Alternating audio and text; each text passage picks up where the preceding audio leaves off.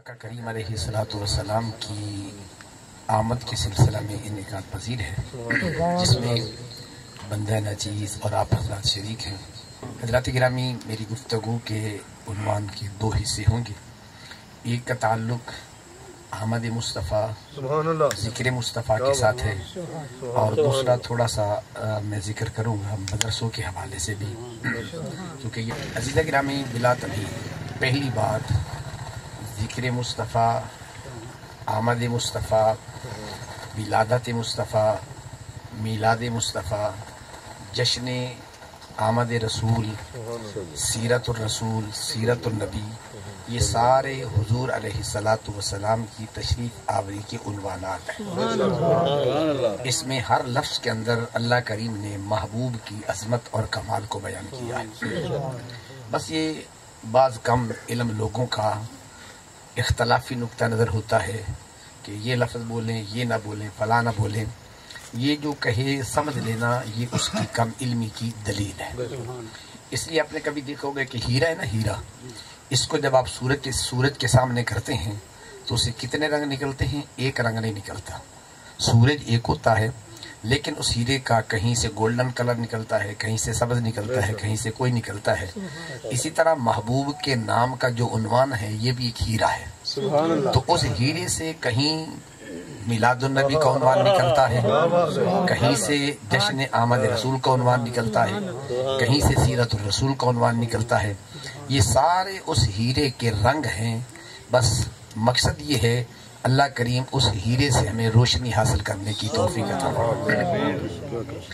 अब उसके बाद रही दूसरी ये बात, क्या मिलाद मुस्तफ़ा के हवाले से बहस करनी चाहिए, जायज़ है या नाजायज़? मैं इस सिलसिला में बहस कम करता हूँ। उसकी वजह क्या है, ज़रा इस लफ्ज़ को ज़हन में रखिए। मुझे ये बताएं, हो आका का गुलाम और ये सवाल पूछे कि हुजूर का जिक्र करना चाहिए कि नहीं? बात नहीं समझ आई? वो आका का गुलाम और ये सवाल करे कि जिक्र मुस्तफ़ा होना चाहिए या नहीं, तो फिर उसको अपने गुलामी पे ज़रा नजर सानी करनी चाहिए। देखें, बेटे के सामने बाप की तारीफ़ करें तो ज़रा ख्याल करें, जब बेटे के सामने बाप की तारीफ़ करें ये तो बेटा मुस्कराएगा। अगर आप किसी मुरीद के सामने पीर की तारीफ़ करें तो पीर की तारीफ़ सुनकर मुरीद खुशी का इजहार करेगा। अगर कहीं किसी शागिर्द के सामने उसके उस्ताद के कमालात का तज़किरा करें तो वो अपने उस्ताद का जिक्र खैर सुनकर क्या होगा? खुश होगा। तो भाई, जब शागिर्द उस्ताद का जिक्र सुन के, मुरीद पीर का जिक्र सुन के, बेटा बाप का जिक्र सुन के खुश होता है, तो गुलाम को भी चाहिए मेरे मुस्तफ़ा का जिक्र सुन के खुश होना चाहिए। अब इसके लिए एक और बात अर्ज करूं, दलाइल देना उलमा का काम है। मैं चूंकि आलिम नहीं तालिबुल इल्म हूं, सिर्फ समझाने के लिए मिसाल देना चाहता हूं। आपने देखा होगा कि दो किस्म के मौसम होते हैं, एक होती है मौसम बहार और एक होती है मौसम खिजा, जिन्हों आप पतझड़ की मौसम कहते हैं। जो दरख्तों तो पत्ते झड़ जाते हैं। अब आपने देखा होगा जब मौसम खिजा आती है ना, दरख्तों से पत्ते झड़ जाते हैं, टुंड मुंड खड़े होते हैं, लकड़ियां होती हैं, कुछ भी नहीं होता। जैसे ही मौसम बहार आती है ना, तो आपने देखा होगा कि दरख्तों पे फूल भी खिलते हैं, पत्ते भी खिलते हैं। तो क्या कभी किसी ने दरख्तों को बताया कि मौसम बहार आ रही है, तुम भी जरा गुस्ल कर लो? क्या मौसम बहार आ रही है, तुम भी जरा नए कपड़े पहन लो? भाई, दरख्तों को ये बताने की जरूरत नहीं है। मौसम बहार आती है, दरख्तों के चेहरे पे मुस्कुराहट आ ही जाती है। बस यूं कह लें, रबीउल अव्वल की बहार आती है तो मोमिन के चेहरे पे मुस्कुराहट आ ही जाती है। इसलिए इसमें ज्यादा अकली घोड़े दौड़ाने की कोई जरूरत नहीं है। मामूली सी सूझबूझ रखने वाला, शऊर रखने वाला अगर इस पे गौर कर ले तो ये बात समझ में आ जाए। फिर एक सवाल यह फिक्र होता है कि अहले सुन्नत का मामूल ये है, हर महफिल में जिक्र मुस्तफ़ा, अगर खत्म शरीफ का हो तो तब भी जिक्र मुस्तफ़ा, कुल खानी को तब भी जिक्र मुस्तफ़ा, हर वक्त जिक्र मुस्तफ़ा करते हैं। भाई, इस सिलसिला में मैंने अर्ज किया था दलाइल उलमा देंगे, मैं आपको समझाने के लिए एक मिसाल अर्ज करना चाहता हूँ, अक्सर मैं दिया करता हूँ, जरा ध्यान में रखें। हर शय का मिजाज अल्लाह ने जुदा जुदा बनाया है, हर शय की खसूसियत अल्लाह ने अलग अलग बनाई है। आपने देखा होगा कि एक परिंदा है जिसको हम कहते हैं कब्बा, और एक परिंदा है जिसको कहते हैं बुलबुल। आप में से ये कितने बुजुर्ग बैठे, इनसे पूछिए, बुलबुल जो है یہ جب بھی بیٹھتی ہے پھول کی پتی پہ بیٹھتی ہے، اور کبا جب بھی بیٹھتا ہے تو یہ گندگی کے ڈھیر پہ بیٹھتا ہے۔ جن لوگوں نے 80 سال 70 سال زندگی گزاری ہے، مجھے بتا دیں کہ کبھی ایسا ہوا ہو بلبل اور گندگی کے ڈھیر پر بیٹھ جائے، ہو کبا اور گلاب کے پھول پہ بیٹھ جائے؟ آج تک ہم نے تو کبھی دیکھا نہیں ہے، آپ نے دیکھا ہو تو مجھے پتا نہیں۔ تو میں کہتا ہوں اللہ نے دونوں کا مزاج بنایا ہے۔ کبے کا مزاج یہ ہے، یہ جب بھی بیٹھتا ہے گندگی کے ڈھیر پہ بیٹھتا ہے، اور بلبل کا مزاج یہ ہے، یہ جب بھی بیٹھتی ہے پھول کی پتی پہ بیٹھتی ہے۔ سنی کا اللہ نے مزاج ہی ایسا بنایا ہے، یہ جب بھی بات کرتا ہے تو ذکر مصطفیٰ کی کرتا ہے، اس لیے کہ اللہ نے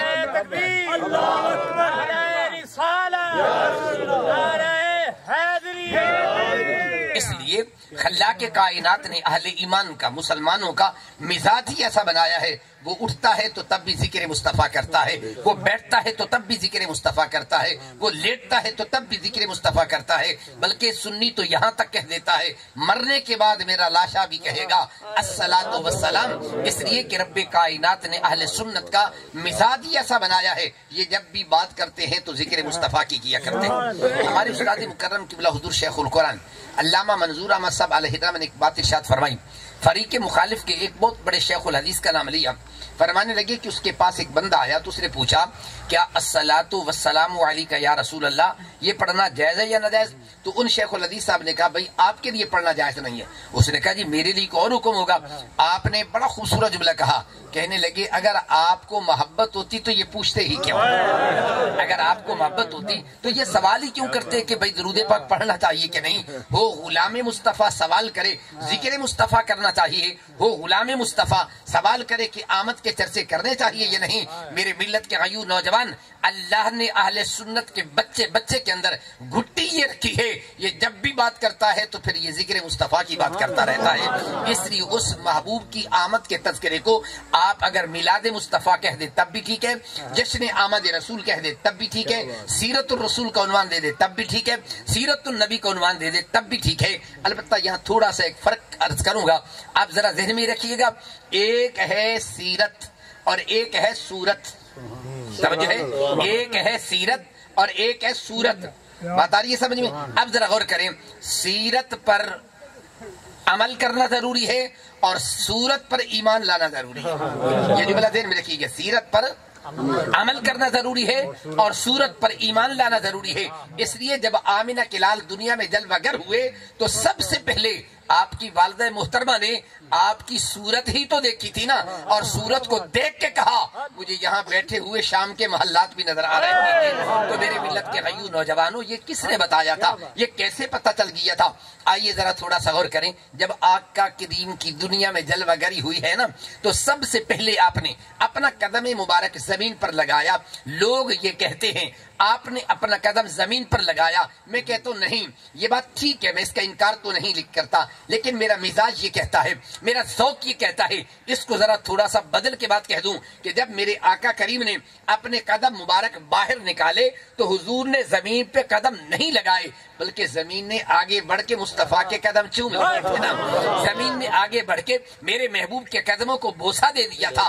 عزیزان گرامی، رب کائنات نے جب دیکھا یہ زمین میرے محبوب سے پیار کرتی ہے، میرے محبوب سے محبت کرتی ہے، میرے محبوب کے قدموں کو بوسہ دیتی ہے، تو رب کائنات نے کہا اے زمین سن لے، پھر تو نے میرے محبوب کے آنے پہ خوشی کا اظہار کیا، آؤ میں تمہیں اس دنیا میں 2 انعام عطا کرتا ہوں۔ اب اس کا مطلب یہ ہوگا اگر یہ زمین میرے محبوب کی آمد پہ خوشی کا اظہار کرے تو انعام کون عطا کرتا ہے؟ خود رب کائنات عطا کیا کرتا ہے۔ کون سا انعام دیا؟ اب آئیے سنیے، صحیح حدیث کے اندر موجود ہے، آج سے پہلے حضور علیہ الصلوۃ والسلام کی تشریف آوری سے پہلے بڑے انبیاء کرام دنیا میں آئے، حضرت آدم علیہ السلام سے لے کر حضرت عیسیٰ علیہ السلام تک جتنے بھی پیغمبر آئے ان کے لیے قانون یہ تھا اگر نماز کا ٹائم ہوتا تو مسجد میں جانا پڑتا تھا، مسجد کے بغیر نماز نہیں ہوتی تھی۔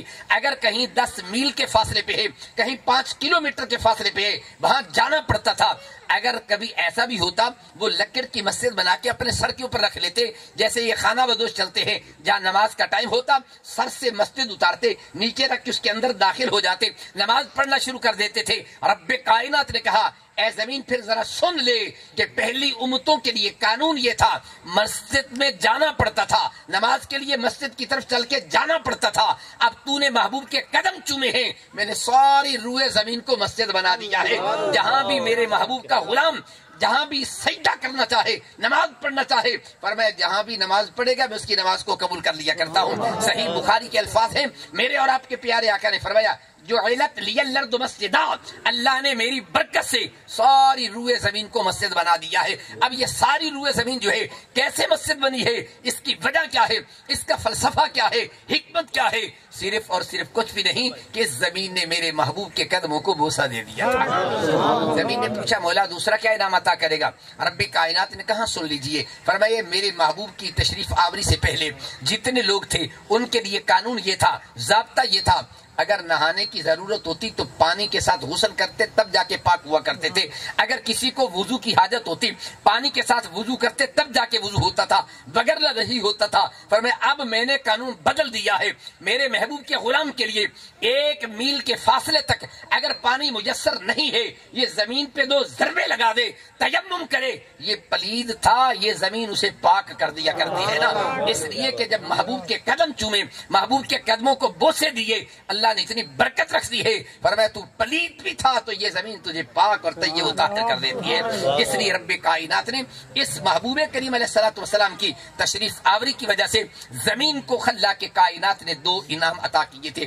اب آئیے ایک اور بات عرض کرنا چاہتا ہوں، جب میرے اور آپ کے پیارے آقا دو عالم علیہ التحیۃ والثناء تشریف لے کے آئے، اگرچہ یہ مستند روایات میں نہ صحیح لیکن کتب واعظین کی کتابوں کے اندر اور سیرت کی کتابوں کے اندر یہ روایت موجود ہے کہ آقا کریم علیہ الصلوۃ والسلام آپ جب دنیا میں جلوہ گر ہوئے تو سب سے پہلے آپ نے اپنا سر مبارک سجدے میں رکھا ہے۔ یہ کیا پیغام حضور دینا چاہتے تھے؟ آئیے یہ پیغام میرے محبوب کریم علیہ الصلوۃ والسلام کا آپ تک پہنچانا چاہتا ہوں۔ میرے اور آپ کے پیارے آقا دو عالم علیہ السلام نے اپنا سر مبارک سجدے میں کیوں رکھا؟ اگر آپ ذرا تھوڑی سی تفصیل میں جائیں تو میں بات عرض کرنا چاہتا ہوں، سمجھانا چاہتا ہوں۔ جب آپ دنیا میں جلوہ گر ہوئے تو کیا کیا آپ نے؟ سجدہ کیا۔ کیا کیا؟ اب صحیح بخاری کے اندر، صحیح مسلم کے اندر متعدد اسانید سے یہ صحیح سند سے پر بھی ہے، کل قیامت کا دن ہوگا تو تب بھی آمینہ کے لال سب سے پہلے سر سجدے میں رکھیں گے۔ اب اس کا مطلب ہے مجھے یوں کہنے دو کہ نماز میں 2 سجدے ہیں نا، ایک جب حضور دنیا میں جلوہ گر ہوئے کیا اور دوسرا قیامت کے دن سجدہ کریں گے۔ آگے بات سمجھ؟